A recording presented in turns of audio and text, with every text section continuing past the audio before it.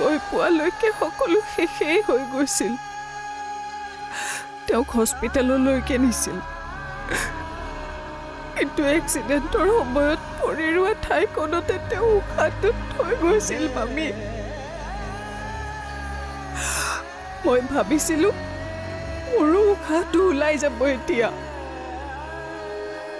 কিন্তু নগ'ল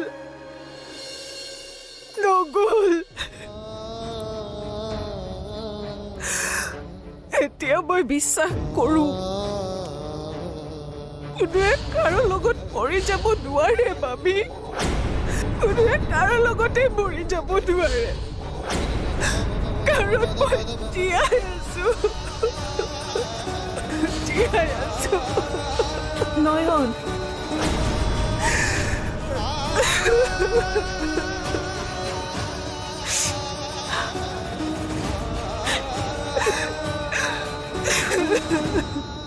বাপৰে অথনি তুমি ফোনটো ৰিচিভ নকৰাৰ কাৰণে ভয় খাই গৈছিল ফোনটো ৰিচিভ নকৰিলোৱে বুলি ইমান ভয় খাব লাগেনে আৰে তোমাক কোৱা নাছিলোঁ জানো মানুহৰ মন কেতিয়া সলনি হয় কোনেও ধৰিব নোৱাৰে বুলি ক'ত আছে এতিয়া এয়া গাড়ীৰ কাম এটাত ওলাই আহিছোঁ ৰ'বা আপুনি কি ইয়াৰ পৰা গৈ ৰেষ্টে লোৱা নাই আৰে ৰেষ্ট ল'লে কাম চলিব জানো এমপ্লয়ী কেইবাজনো আছে কিন্তু মই এমপ্লয়ীৰ ওপৰত ডিপেণ্ড নকৰোঁ নিজে কৰাৰ ওপৰত বিশ্বাস ৰাখোঁ দেউতাই শিকাই যোৱা কথা মই কিন্তু ইমান কষ্ট কৰিব নোৱাৰোঁ দেই আৰে তোমাক আকৌ মই কষ্ট কৰিবলৈ নিদিওঁ নহয় হা কি ক'লে আৰে নহয় মানে মই কৈছোঁ যে তুমিনো কষ্ট কিয় কৰিব লাগে তুমি চাকৰিহে কৰিবা চাকৰিটোৰো এটা প্ৰপাৰ সময় থাকে ন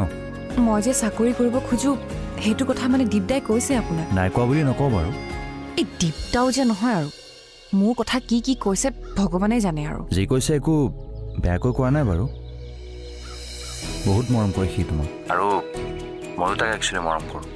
কিয় জানা কিয় কাৰণ তাৰ কাৰণেই যে মই তোমাৰ লগত চিনাকি হ'বলৈ সুযোগ পালোঁ সেইটো বুজিছোঁ বাৰু কিন্তু এটা কথা মই এতিয়া ফোনটো ৰাখিব লাগিব কিয় ঘৰ আহি পাইছোঁ আচ্ছা মই এনেকৈ ফোনত কথা পাতি নাথাকোঁ যে মায়ে বা কি বুলি ভাবিলেই ভয় লাগে ঠিক আছে তেতিয়াহ'লে উপায়টো নাই ফোনটো ৰাখিবতো লাগিবই লাগিব নীলা লাষ্ট এটা কথা শুনা কি তুমি মোৰ কথা ঘৰত কেতিয়া কোৱা নাজানো কিন্তু মই আজি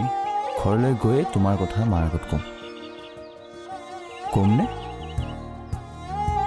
কমনে নীলা মই নাজানো ঠিক আছে বাৰু মই যি বুজিব লাগে বুজি পাইছোঁ ৰাখিছোঁ এতিয়া ৰাখক বাই বাই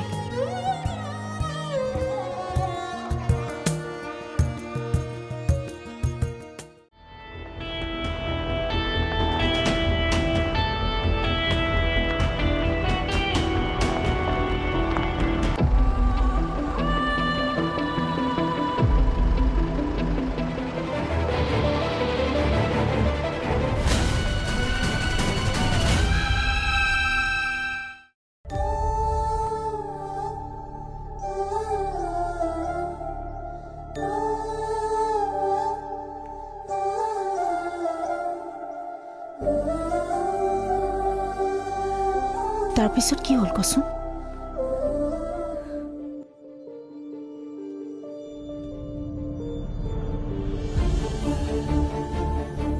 তই যদি ক'বলৈ বেয়া পাইছ নালাগে দে নাই মামী ক'বতো লাগিবই কষ্ট হ'লেও ক'ব লাগিব আচলতে কি জানে মামী এই সংসাৰত মৰম চেনেহ ভালপোৱা বিশ্বাস একো বস্তুৱেই স্থায়ী নহয় নজহা নপমা এই অনুভূতিবোৰো কেতিয়া কোন সময়ত শুহি গৈ শূন্য হৈ যায় মাত্ৰ ভুক্তভোগীজনেহে অনুভৱ কৰিব পাৰে এতিয়াৰে পৰা সম্পূৰ্ণ খণ্ড উপভোগ কৰক কেবল টিভিত ৰং চেনেলত।